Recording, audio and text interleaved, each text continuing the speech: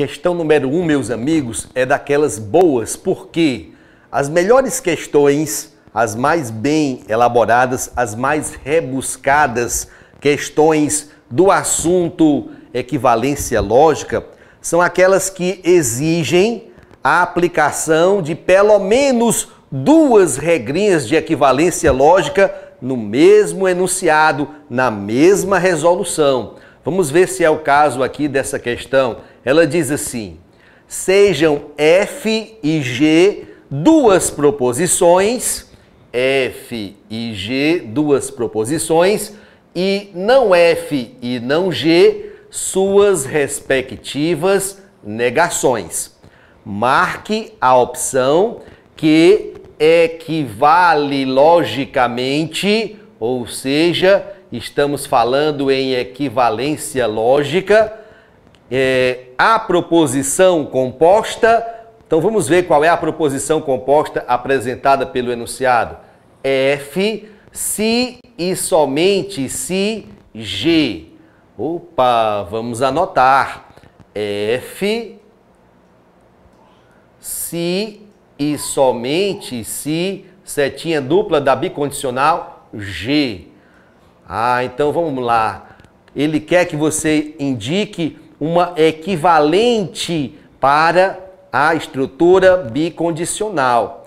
Esta primeira regra é uma que muita gente desconhece, ou pelo menos por não ser muito frequente em prova, muita gente até esquece que ela existe.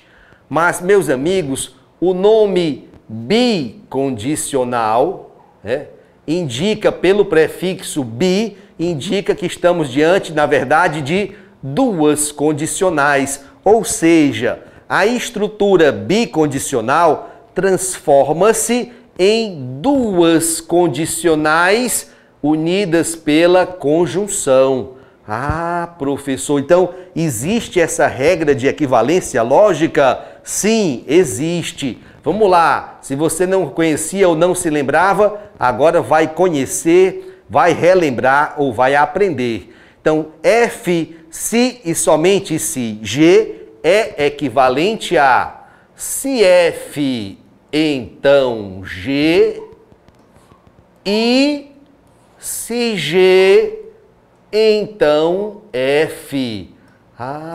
Professor, é por isso que tem o nome de bicondicional, porque ela se transforma em duas condicionais equivalentes ligadas entre si pela conjunção, pelo conectivo I. Meus amigos, se nós construirmos a tabela verdade da bicondicional e depois construirmos separadamente a tabela verdade dessa estrutura todinha aqui, veremos que os resultados finais serão idênticos. Os resultados finais serão idênticos, só que na hora da prova nós não temos como ficar perdendo tempo construindo essas tabelas verdade. Então nós já temos que levar para o dia da prova o conhecimento pronto. É preciso conhecer a regrinha de equivalência, porque isto será aquilo que vai agilizar a nossa resolução na hora da prova. Pois bem, se você procurar agora entre as alternativas de resposta, alguma que contemple este resultado aqui todinho, nós não vamos encontrar.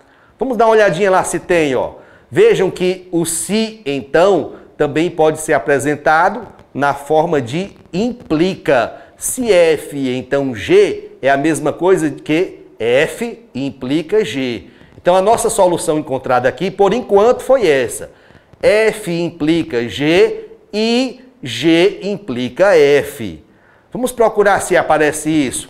F implica G e G implica F. F implica G e... aí já houve algo diferente. Não G implica F, já está diferente aqui. F implica G e não F implica não G.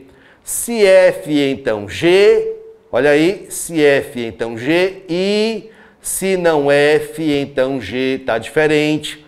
F implica G e não G implica não F, está diferente.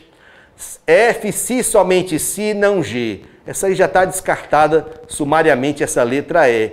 Agora, meus amigos, vejam que as quatro alternativas iniciais trazem isto, ó. F implica G, F implica G. Se F, então G. Mesma coisa, F implica G. Ou seja, esta primeira parte do nosso resultado, esta primeira parte aqui, ó. Vamos lá, essa primeira parte aqui já está ok, tá? F implica G. Agora, para chegarmos a uma das respostas ali, constantes das alternativas, nós vamos ter que fazer um trabalho com esta segunda parte. Se G, então F.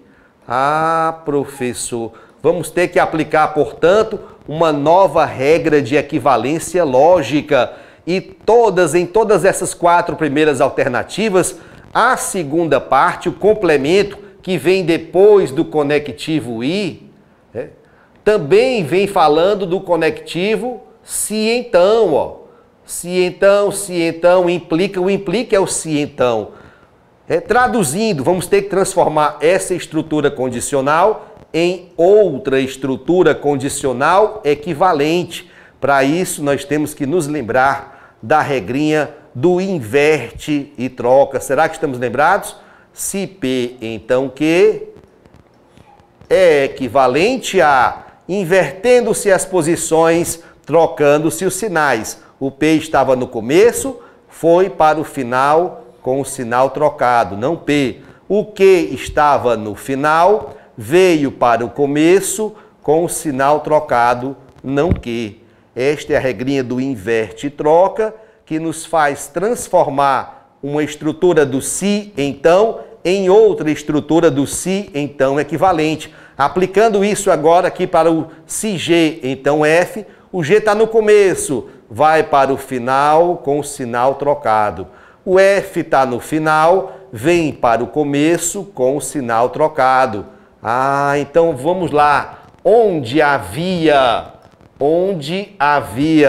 se G, então F, vamos trocar por se não F, então não G. Vamos fazer isso.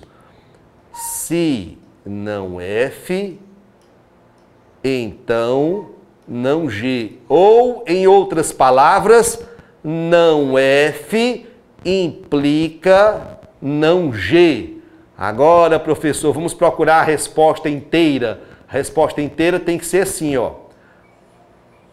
F implica G, F implica G, aí vem o conectivo I, e o complemento não F implica não G, não F implica não G, marquemos B de bola, resposta da questão número 1.